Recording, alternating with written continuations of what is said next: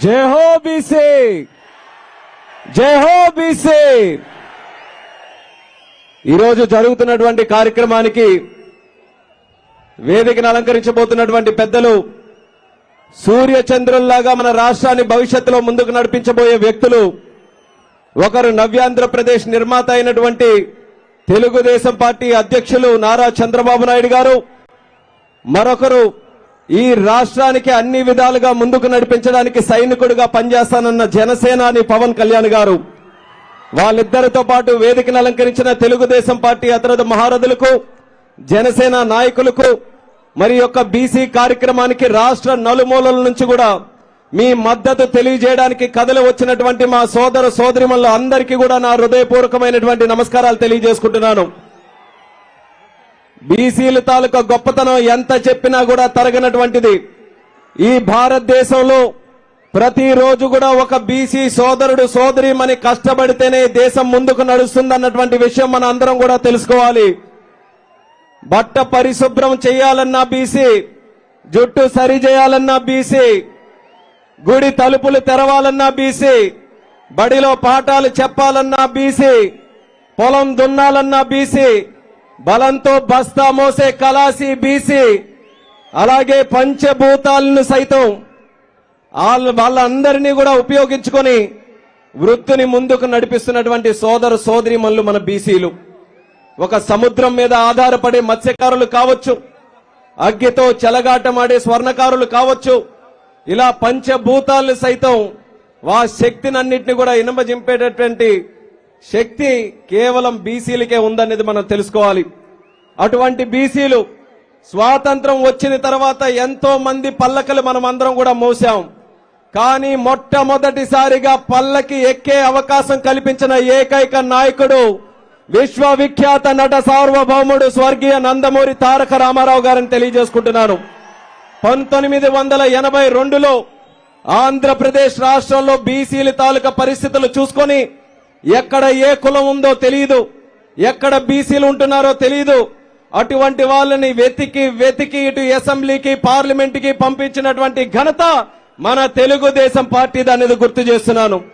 ఈ రోజు రామ్మోహన్ నాయుడు ఒక బీసీగా 2 పర్యాయాలు పార్లమెంట్ సభ్యుడిగా వెళ్లాడనంటే దానికి మొట్టమొదట పునాది స్వర్గీయ కింజరాపు ఎర్రన్నాయుడు గారి దగ్గర పడింది. ఆ పునాదులు వేసినటువంటి మహానుభావుడు స్వర్గీయ నందమూరి తారక రామారావు గారు. ఇలా ఉమ్మడి ఆంధ్రప్రదేశ్ లో ప్రతి జిల్లాలో కూడా వెనుకబడినటువంటి తరగతుల్ని, మైనారిటీ సోదరుల్ని వాళ్ళందరికీ కూడా ముందుకు నడిపించే అవకాశం తెలుగుదేశం పార్టీ కల్పించింది. అటువంటి ఆ యొక్క సిద్ధాంతాలను ముందుకు నడిపిస్తూ చంద్రబాబు నాయుడు గారు కూడా ఎన్నో కార్యక్రమాలు మన అందరి కోసం చేశాడు. 2014 నుంచి 19 వరకు మనకి విద్య పరంగా, ఉపాధి పరంగా ఎన్నో కార్యక్రమాలకి ఆయన శ్రీకారం చుట్టి కోట్ల రూపాయలు ఖర్చు పెట్టడం జరిగింది.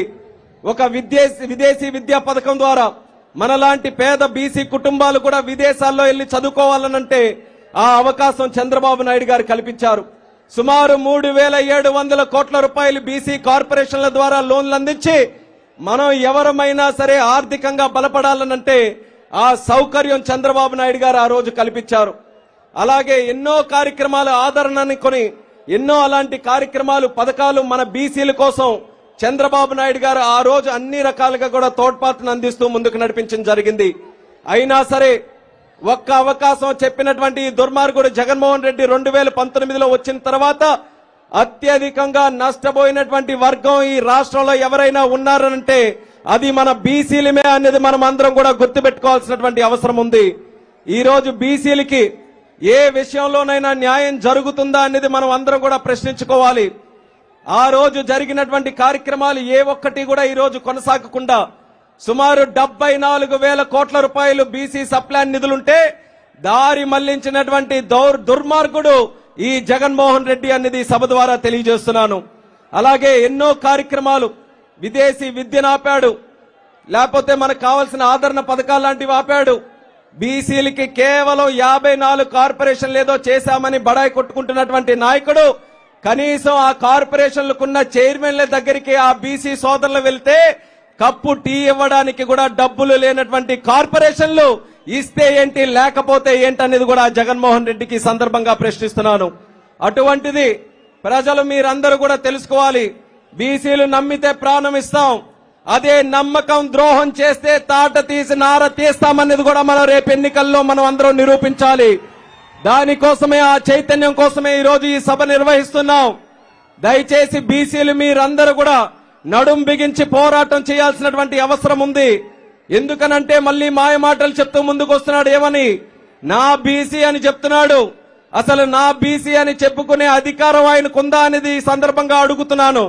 పార్లమెంటులో ఉన్నారు, అక్కడ ప్యానెల్ స్పీకర్ గా అవకాశం దక్కితే లోక్సభలో ప్యానెల్ స్పీకర్ మిథున్ రెడ్డి గారికి చేశారు. రాజ్యసభలో ప్యానెల్ స్పీకర్ అధికారం వస్తే అక్కడేమో విజయసాయి రెడ్డికి అక్కడేమో ఆ పదవిని అప్పచెప్పారు. అదే తెలుగుదేశం పార్టీలో ప్యానెల్ స్పీకర్ కాదు, స్పీకర్ గా అవకాశం వస్తేనే దళితుడు బాలయోగిని కూర్చుంచినటువంటి ఘనత మన తెలుగుదేశం పార్టీదని తెలియజేస్తున్నాను. ఒక కేంద్ర మంత్రి అయ్యే అవకాశం వస్తే ఆనాడు బీసీ నాయకుడిగా ఎర్రన్నాయుడు గారిని కేంద్ర మంత్రిగా చేసినటువంటి ఘనత మన తెలుగుదేశం పార్టీదని నేను గుర్తు చేస్తున్నాను. అటువంటిది నా బీసీ అని చెప్పుకునే అధికారం ఈ జగన్మోహన్ రెడ్డికి ఉందా అని తెలియజేస్తున్నాను. నా బీసీ అని అంటున్నాడు. మరి అమర్నాథ్ గౌడ్ ఒక 9వ తరగతి చదువుతున్నటువంటి ఒక బీసీ బిడ్డ నిర్దాక్షిణంగా చంపేయబడితే ఏ ఒక్క విషయంలో కూడా జగన్మోహన్ రెడ్డి పల్లెత్తి మాట కూడా అనలేదు. నా బీసీ అనే అధికారం ఆయనకుందా అని సందర్భంగా ప్రశ్నిస్తున్నాను. ఇలా చెప్పుకుంటూ పోతే ఎన్నో ఉదాహరణలు ఉన్నాయి. ఆ ఉదాహరణలన్నీ కూడా ఈ రోజు మన కళ్ళకు కట్టినట్టుగా కనిపిస్తున్నాయి. దానికి బీసీలుగా మనం అందరం శిక్ష విధించాల్సినటువంటి బాధ్యత మన అందరి మీద ఉంది. అందుకే రేపు ఎన్నికల్లో మీరందరూ కూడా చైతన్యవంతులై ఉత్తేజవంతులై ముందుకు రావాలి. ఒక్క విషయం మీరందరూ కూడా గుర్తుపెట్టుకోండి, బీసీ ఆట తెలుగుదేశం, బీసీ పాట తెలుగుదేశం, బీసీ మాట తెలుగుదేశం, బీసీ బాట తెలుగుదేశం, బీసీ ఆశ తెలుగుదేశం, బీసీ ఆశయం తెలుగుదేశం, బీసీ జెండా Telugu Desam, BC agenda Telugu Desam, BC ప్రాణం తెలుగుదేశం అన్నది రాబోతున్నటువంటి ఎన్నికల్లో మనం అందరం కూడా నిరూపించి తెలుగుదేశం జనసేన పార్టీ కూటమి ఏదైతే ఉందో అఖండమైనటువంటి మెజారిటీతో వచ్చే ఎన్నికల్లో గెలిపించమని మళ్ళీ ఈ సందర్భంగా మీ అందరికీ కూడా తెలియజేసుకుంటూ రాష్ట్ర నలుమూలల నుంచి విచ్చేసినటువంటి వారందరికీ కూడా మరొక్కసారి పాదాభివందనాలు తెలియజేసుకుంటూ సెలవు తీసుకుంటున్నాను. జై తెలుగుదేశం, జై జనసేన, జై హో బీసీ, జై హో బీసీ. Brother, thank you. మరి ఇప్పుడు జనసేన నాయకులు జిల్లా పార్టీ అధ్యక్షులు చెన్నుబోయిన వంశీ కృష్ణ యాదవ్ గారిని మాట్లాడవలసిందిగా కోరుతా ఉన్నా. సార్, ఒక 1 minute.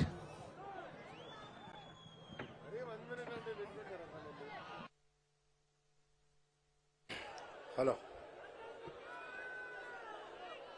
సభాధ్యక్షులు శ్రీ కొల్లు రవీంద్ర